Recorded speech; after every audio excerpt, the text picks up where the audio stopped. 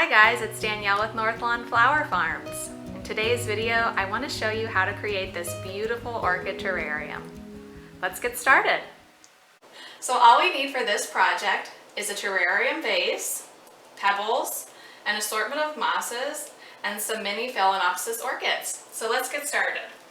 We're just going to pour all these pebbles into the vase. That's going to be our first layer. Then we're going to put in the sphagnum moss.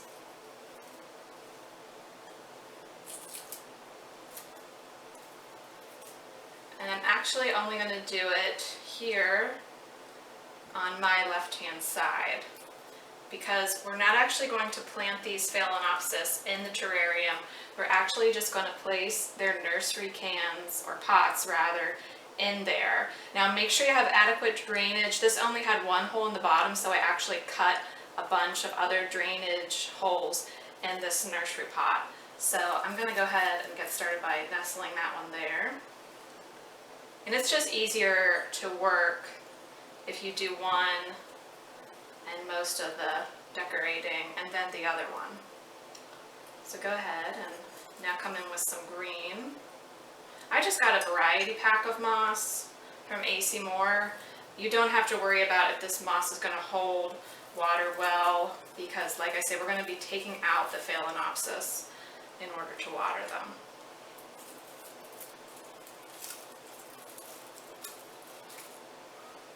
So once I'm pretty happy with this side of my terrarium, I'm going to come in.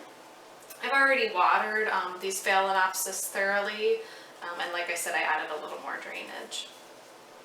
Now I'm ready to pop him into his new home. And I'm going to go in, these in. Brown there on the bottom. I really like kind of the thought of it being earth and then moss. These. Kind of looks like a reindeer moss, but as I said, use whatever you like. I mean, you could even do just a whole bunch of pebbles if you happen to have that on hand. You could use large pebbles. Get creative with whatever you have.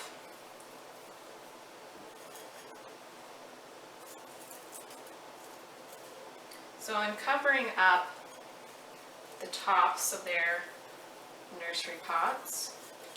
And once this is all completed, I'm going to place it in bright but indirect sunlight.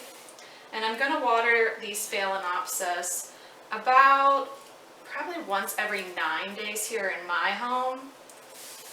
And all I'm going to do is I'm going to pop that nursery can out, run the water until it runs all the way through, and then pop it right back in.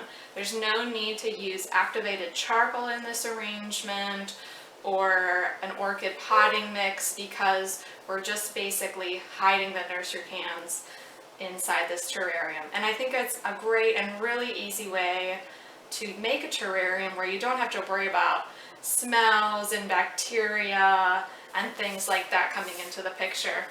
So that's all she is. Now we just have to place her where we like in the home and enjoy her.